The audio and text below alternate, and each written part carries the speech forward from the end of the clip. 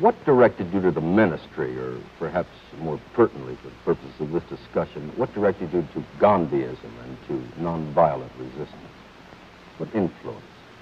My intellectual odyssey to pilgrimage to nonviolence is a rather long thing, but I came to Gandhi in the same setting in theological seminary days. I had heard of Gandhi, but I remembered hearing a message by the president of Howard University, Dr. Mordecai Johnson, who had just returned from India.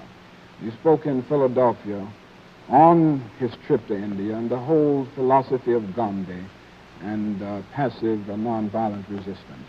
Now, I was so deeply moved by the message that I went away and bought several books on the Gandhian, on Gandhi and Gandhian technique. And at that point, I became deeply influenced by Gandhi, never realizing that I would live in a situation where it would be useful and meaningful.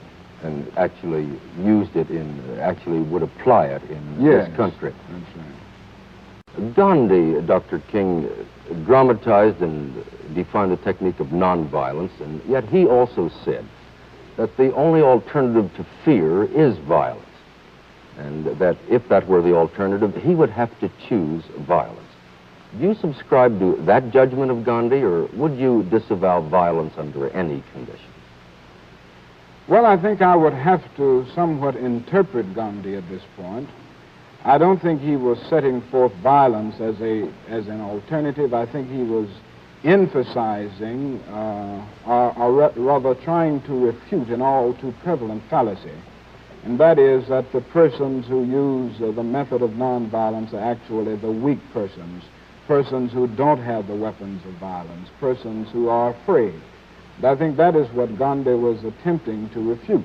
Now, in that instance, I would agree with Gandhi that if the only alternative to violence, to fear, is violence and vice versa, then I would say fight. But it isn't the only alternative. And that is one point that Gandhi was trying to bring out. It seems to me that there are three ways that oppressed people can deal with their oppression. What are they, Dr. King?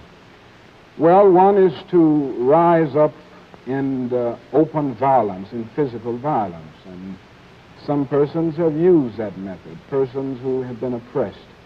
But I think the danger of that method is its futility. I feel that violence creates many more social problems than it solves. May I interrupt you there, Dr. King? There are today certainly people who are forced to endure a kind of injustice that neither you nor even Gandhi in his time had ever seen. For example, would you regard the martyrs of Hungary's rebellion a year ago as misguided men and having used violence? I admire freedom fighters wherever they are, but I still believe that nonviolence is the strongest approach. I think that would apply to the Hungarian situation also. I don't think it's limited to a particular locality.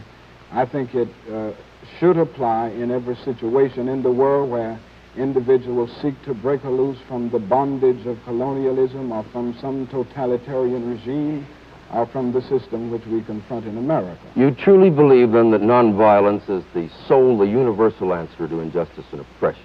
Very definitely. Very definitely. I feel that nonviolence, organized, I should say, organized nonviolent resistance is the most powerful weapon that oppressed people can use.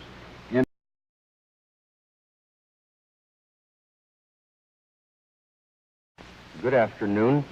I'm Martin Agronsky. Welcome to Look Here. On Thursday, December the 1st, 1955, a Negro seamstress named Rosa Parks was riding on a bus here in Montgomery. When directed by the driver to give up her seat to a white passenger, she refused. She thus defied a local segregation law, was arrested and fined. Now, by the special magic that occasionally makes a cause from a small incident, the Rosa Parks case triggered something quite unexpected and without precedent in the Deep South. On the following Monday, a Negro boycott of the city buses had begun. The issue itself was taken to federal court, And one day last November, nearly a year later, the Supreme Court ruled that bus segregation here in Montgomery was illegal.